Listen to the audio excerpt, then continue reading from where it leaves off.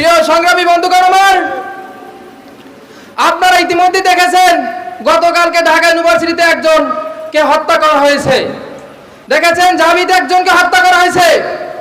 আজকে দেখা গেছে যে বাইতুল মোকাররমে কি বিশৃঙ্খলা হয়েছে সবাই দেখতে পাচ্ছেন। রাঙ্গামাটিতে 144 ধারা জারি করা হয়েছে। আমি বর্তমান উপদেষ্টাদেরকে বলতে চাই, আপনারা যেই কমিশন গঠন করেছেন সেইখানে ইসলামী আন্দোলন বাংলাদেশের প্রতিনিধিদেরকে সংযুক্ত করুন, না হয় এদেশে শান্তি প্রতিষ্ঠা করা সম্ভব না। আমরা 71 থেকে 24 সাল পর্যন্ত দেখেছি, 71 থেকে 24 সালে এই দেশে যারা ক্ষমতায় ছিল, সরকার ব্যবস্থা ছিল, তারা 5 বছরের জন্য নির্বাচিত হওয়ার পরে এদেশের মানুষ আবার তাদেরকে নামানোর জন্য গণ অভ্যুত্থান সৃষ্টি করেছে। অনেক সরকার তাদের পুলিশ বাহিনী, পেটোয়া বাহিনী লিলিয়ে দিয়ে তারা 2, 3, 4 বার ক্ষমতায় রয়েছে, কিন্তু প্রকৃতপক্ষে এদেশের ক্ষমতায় তারা থাকতে পারে নাই। সর্বশেষ হাসিনা এদেশ থেকে পালাতে বাধ্য হয়েছে। সংগ্রামী বন্ধুরা আমার, এজন্য আমি আহ্বান জানাবো, যারা যেখান থেকে শুনছেন একবার হলো ইসলামী আন্দোলন বাংলাদেশকে ক্ষমতায় বসান।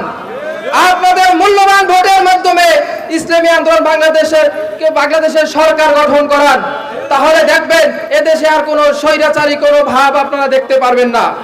প্রিয় সংগ্রামী বন্ধুরা আমার, 71 থেকে 41 পর্যন্ত যেই সরকার ক্ষমতায় ছিল, যেই দল ক্ষমতায় ছিল, তাদের ছাত্র সংগঠনগুলোর অবস্থা আপনারা দেখেছেন। তারা প্রথমেই তাদের হাতে অস্ত্র দিয়ে দিয়েছে, পরে মাদক দিয়েছে। তারা প্রত্যেকটা ছাত্রই নারী কেলেঙ্কারিতে, বিভিন্ন চাঁদাবাজিতে তারা সংযুক্ত ছিল, যার কারণে এই ঢাবিতে, জাবিতে, বুয়েটে ছাত্র হত্যা হচ্ছে। কারণ তারা তো নৈতিকতা শেখে নাই, তারা শিখেছে মানুষ খুন করা, গুম করা। তাদের বিপক্ষে কোনো কথা গেলেই তারা মানুষকে নির্যাতন করতে, সেটা বাংলাদেশের মানুষ জানে, নতুন করে কিছু বলার নাই। সংগ্রামী সহযোদ্ধা বন্ধুগণ, আমি একজন ইসলামী ছাত্র আন্দোলন বাংলাদেশের সাধারণ কর্মী হিসাবে বলবো, আপনার আশেপাশে আপনার ভাইয়ের ছেলে, আপনার ছেলে, আপনার পাড়ার ছেলে যারাই এখানে আছে বা আপনার সাথে সম্পর্ক আছে, তারা যেন ইসলামী ছাত্র আন্দোলন বাংলাদেশের সদস্য হয়। ইসলামী ছাত্র আন্দোলন বাংলাদেশের সদস্য হলে তারা মেধাবী হবে, তারা নৈতিকতা শিখবে, তারা নারী থেকে দূরে থাকবে, তারা গুন্ডামি থেকে দূরে থাকবে, চাঁদাবাজি থেকে দূরে থাকবে, তারা একজন সচেতন শিক্ষার্থী হবে। এই বলে আমি আমার সংক্ষিপ্ত বক্তব্য শেষ করেছি। আমা তৌফিক ইল্লা বিল্লাহ।